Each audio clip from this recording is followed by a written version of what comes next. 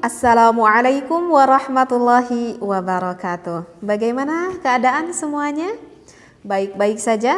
Sehat? Mudah-mudahan ya kita semua berada di dalam keadaan sehat walafiat dan selalu bisa beribadah kepada Allah. Amin ya Allah ya Rabbal Alamin. Yang ingin saya bahas kali ini apa lagi ya? Yang ingin saya bahas kali ini, boleh nggak sih seorang suami itu nganggurin istrinya? Apa nganggurin istrinya? Iya, boleh nggak sih sang suami itu nganggurin istrinya? Mubazir banget ya, istrinya dianggurin. Dan ada nggak keterangannya ataupun referensinya yang diterangkan oleh ulama di dalam kitab? Maka jawabnya itu adalah ada.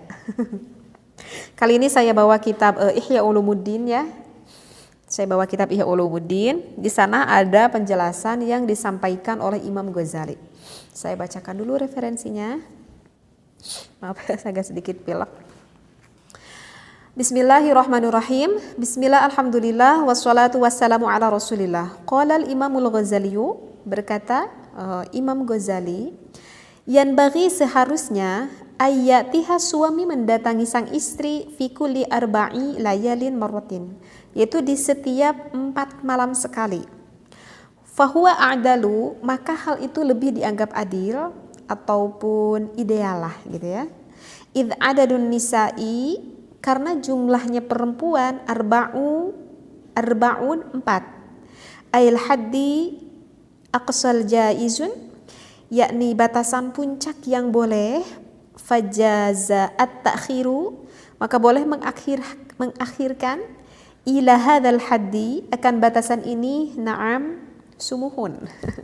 Nah, saya bacakan dulu ya separohnya. Jadi di dalam kitab Ihya Ulumuddin, Imam Ghazali berkata bahwa boleh bagi sang suami melakukan berhubungan intim ataupun idealnya berapa kali sih suami mendatangi sang istrinya, yaitu adalah setiap 4 malam sekali. Idealnya, kata Imam Ghazali seperti itu. Kenapa Imam Ghazali berkata seperti itu? Itu dikarenakan batasan sang suami boleh mempunyai istri itu kan sampai 4. Nah itu yang menjadikan patokan kenapa Imam Ghazali berkata seperti itu. Jadi kalau misalkan sang suami itu punya istri 4, misalkan waktu ngilirnya itu misalkan satu hari selisihnya, misalkan nih gitu ya. Istri pertama 1 hari, istri kedua ya hari kedua, istri ketiga ya hari ketiga, istri keempat misalkan hari keempat. Nah maka nanti akan mendapatkan gilirnya istri pertama nih hari pertama gitu ya. Nah maka nanti akan bertemu lagi ke istri yang pertama setelah selesai ke istri yang keempat kan. Nanti akan bertemu lagi nih ke istri yang pertama. Seperti itu ya. Sehingga nanti akan ada 3 malam yang kosong gitu ya pada salah satu istrinya. Nah maka akan ditemui lagi nih sang istrinya itu pada malam keempat. Seperti itu.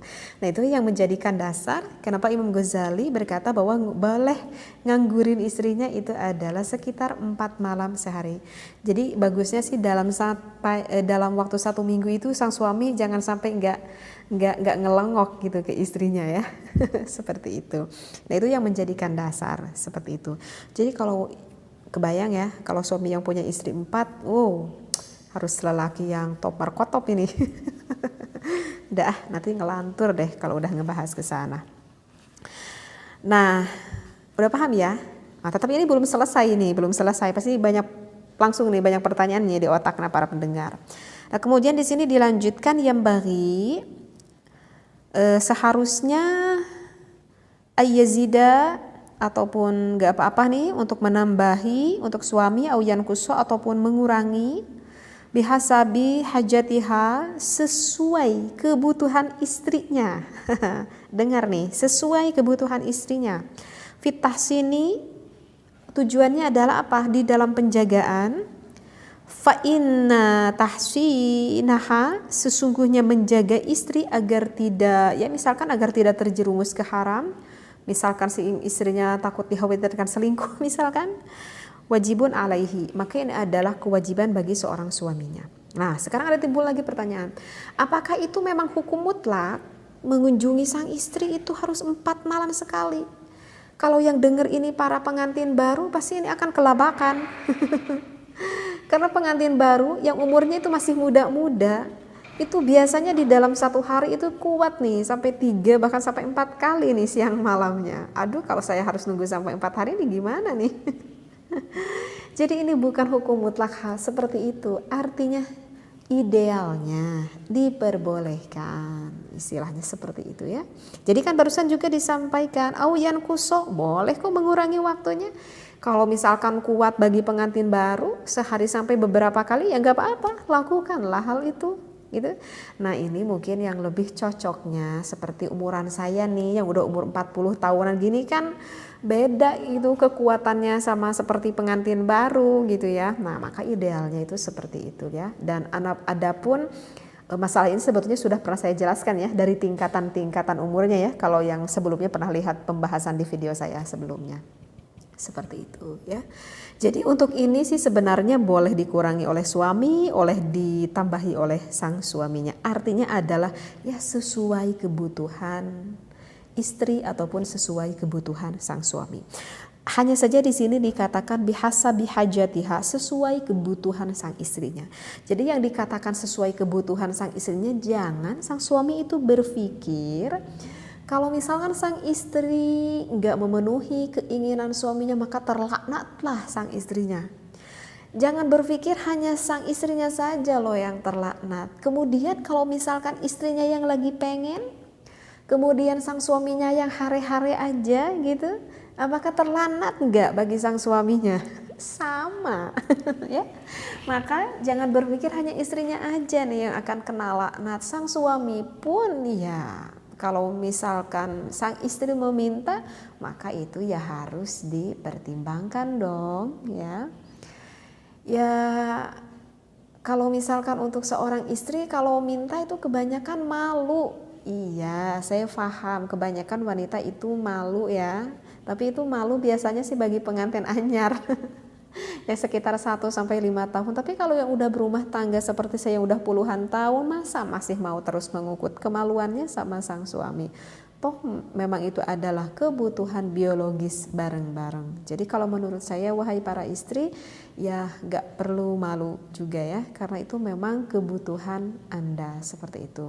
Jadi kalau misalkan wahai para suami, jika istri Anda mau, maka di sini dikatakan wajibun alaihi. Menurut Imam Ghazali di sini dikatakan maka wajib bagi sang suami untuk memenuhi akan kebutuhan biologis sang istrinya. Kenapa harus dipenuhi kebutuhan biologis sang istrinya? Kenapa? Karena fitah sini. Karena menjaga.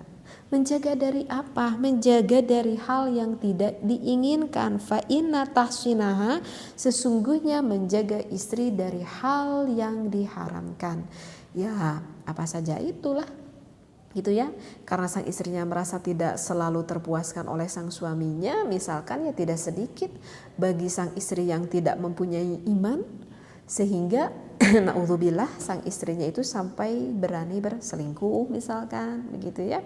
Nah oleh karena itu diharuskan ada komunikasi yang betul antara suami dan juga istri seperti itu ya. Bisa difahami ya apa yang saya dibahas kali ini, mudah-mudahan.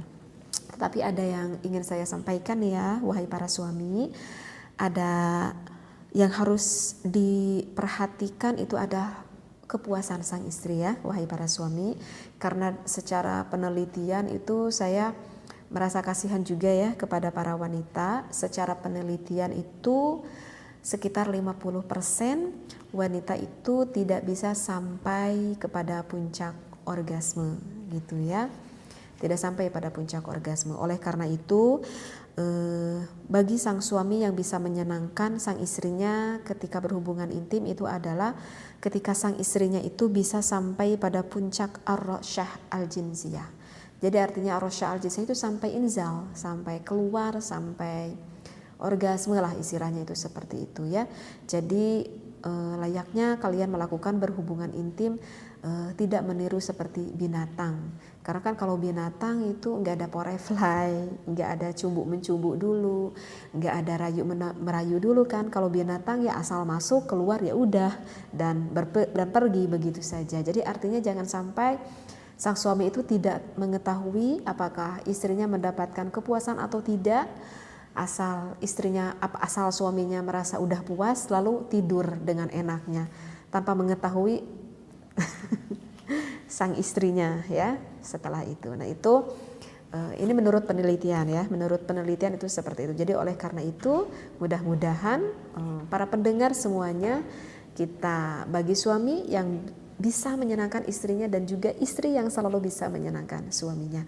Akan apa yang saya disampaikan, mohon untuk para pendengar untuk berpikir positif, jangan berpikir negatif, karena apa yang saya sampaikan ini adalah hukum yang memang jelas yang ada di dalam kitabnya yang disampaikan oleh ulama seperti itu ya, agar kita mengetahui akan perihal hukum mana yang benar dan mana yang salah. Oleh karena itu mudah-mudahan bisa difahami. Wallahu a'lam, wabillahi taufiq wal hidayah. Wassalamualaikum warahmatullahi wabarakatuh.